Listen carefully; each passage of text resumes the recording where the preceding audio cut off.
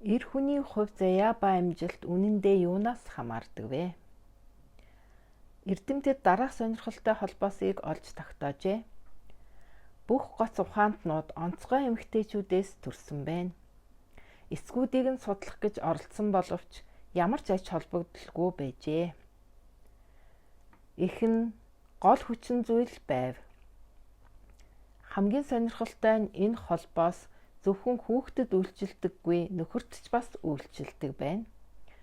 Өндөр түвшний аль ч улс төрчийн дэргэд түүний дотоод тогтвортой байдлыг барьж байдаг эхнэр байдгийм байна. Хэрвээ эхнэр нь тайван бөгөөд түүнийг хүлээн зөвшөөрдөг бол нөхөр нь оргилд хүрнэ. Хэрвээ эхнэр нь байнга сэтгэл дундуур байдаг бол түүний амьдрал сүрнэ.